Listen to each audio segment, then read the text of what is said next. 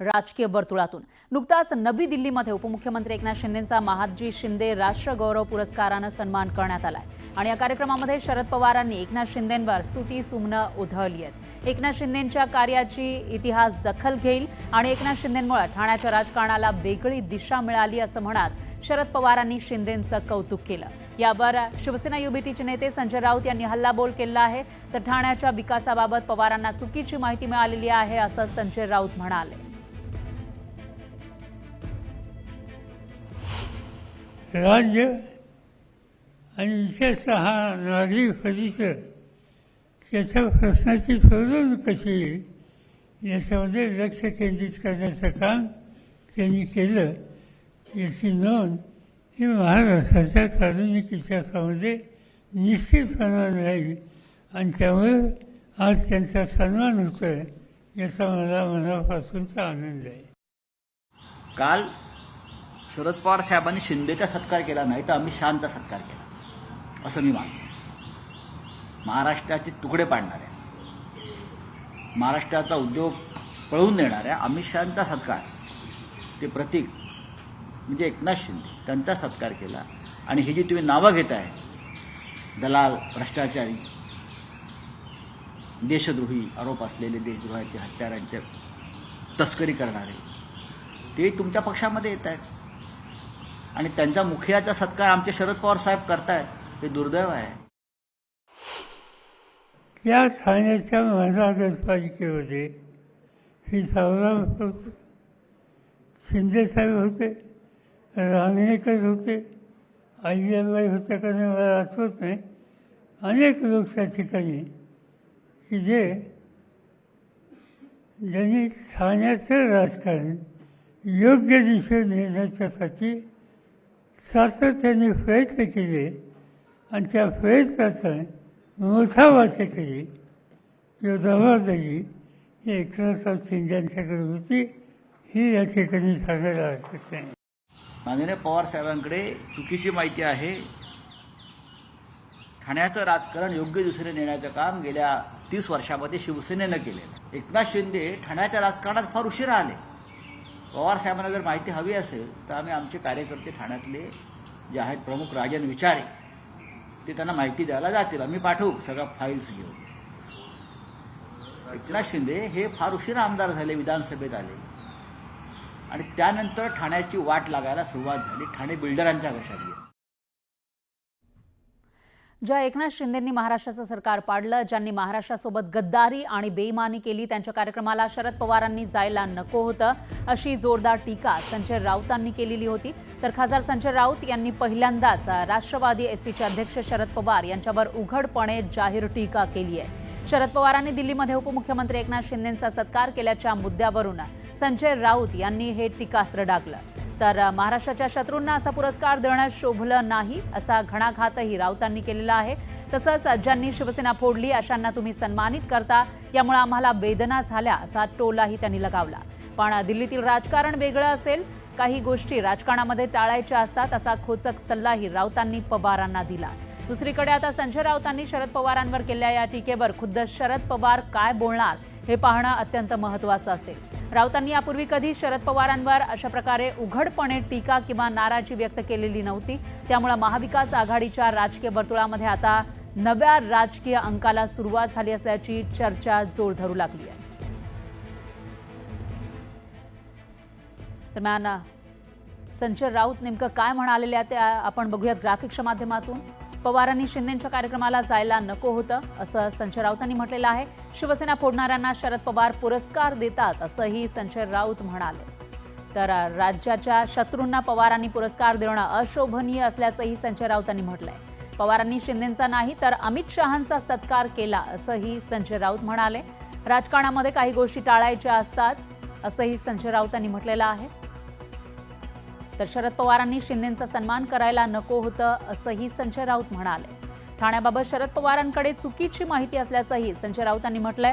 तर एकनाथ शिंदे ठाण्याच्या राजकारणामध्ये उशिरानं आले अशी आठवणही संजय राऊत यांनी करून दिलेली आहे। दिल्लीमध्ये साहित्य संमेलन नाही तर राजकीय दलाली सुरू असल्याचा हल्लाबोल संजय राऊतांनी केला। राज्याचं राजकारण विचित्र दिशेनं चाललेलं आहे असंही संजय राऊतांनी पुढे म्हटलेलं आहे. तर दिल्लीतील साहित्य संमेलन आयोजकांवर सुद्धा त्यांनी सवाल उपस्थित केला. ज्या एकनाथ शिंदे यांनी महाराष्ट्राचं सरकार पाडलं, बेईमानी केली, त्यांच्या कार्यक्रमाला शरद पवारांनी नाही जायला पाहिजे. ही आमची भावना आहे. महाराष्ट्रातल्या लोकांसमोर आम्ही कोणत्याच तोंडानं जाणार.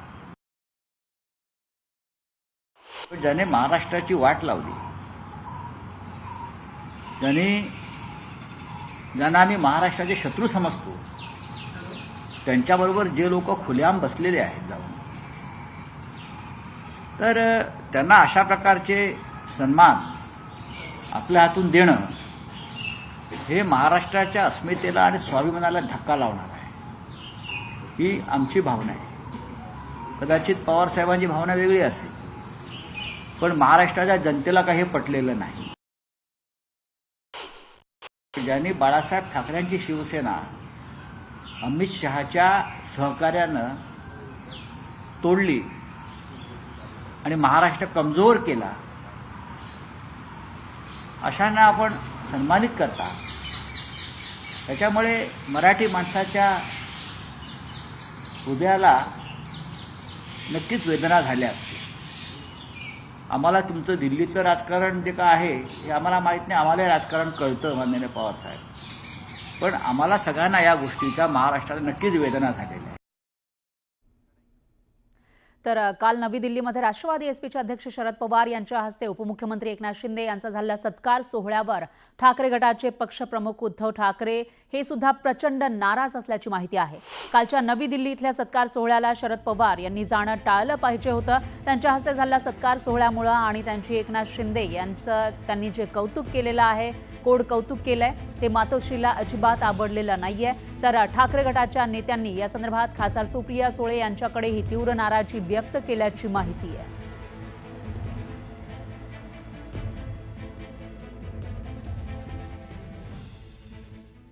दरम्यान मंत्री शंभूराज देसाई यांनी राऊतांनी केलेल्या टीकेला प्रत्युत्तर दिलं आहे. राऊतांनी पवारांवर केलेली टीका नैराश्यातून केलेली आहे असं देसाई म्हणाले.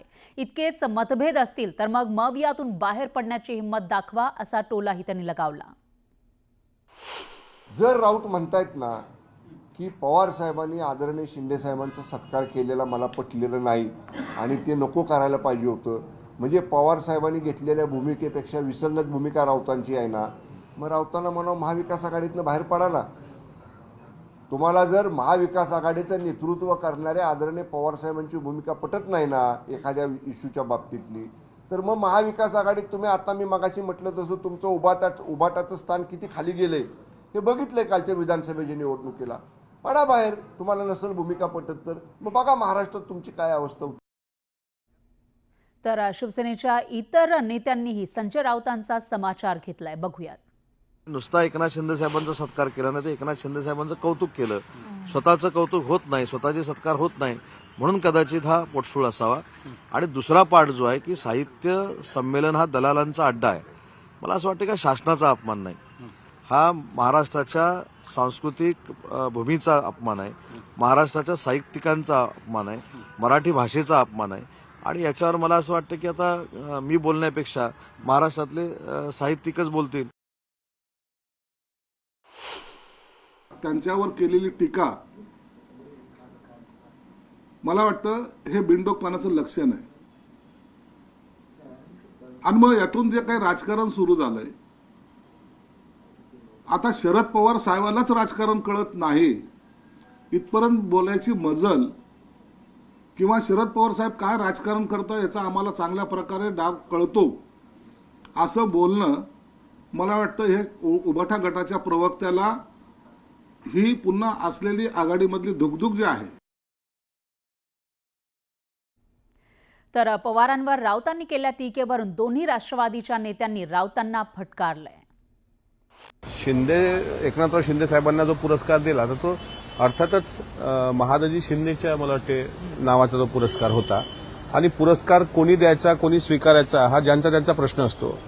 आता संजय राऊतांना अद्याप तो पुरस्कार मिळाला नाही, त्यामुळे त्यांच्या मनात खंत असेल म्हणून ते बोलले. पण एकंदरीत पवार साहेब हे प्रगल्भ नेते आहेत.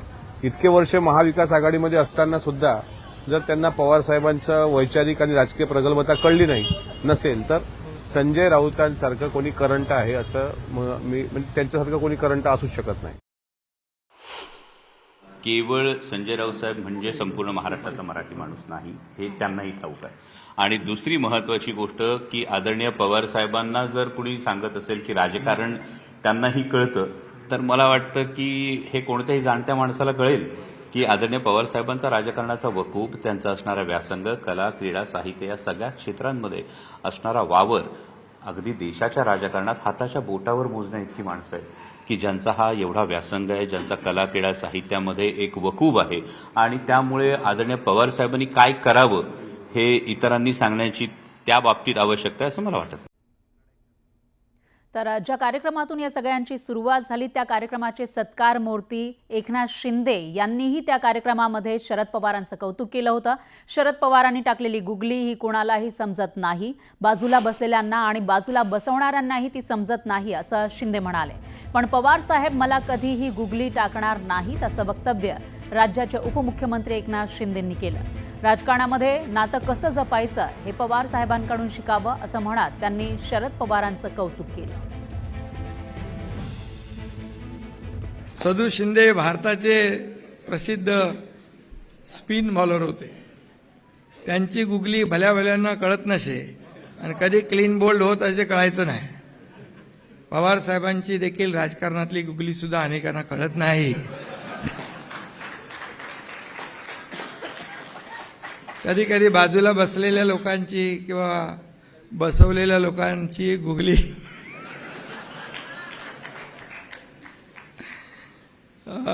पण माझ्याबद्दल थोडं मी वेगळं सांगतो. माझे आणि पवार साहेबांचे अगदी प्रेमाचे आणि जिव्हाळ्याचे संबंध आहेत. त्यांनी आजवर मला कधी गुगली टाकली नाही.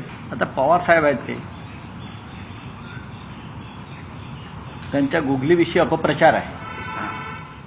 गेल्या काही काळामध्ये महाराष्ट्राचं राजकारण हे फार विचित्र दिशेने चाललेलं आहे.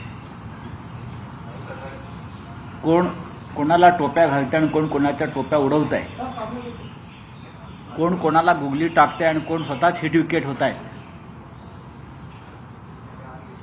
हे पुन्हा एकदा समजून घ्यावं लागेल.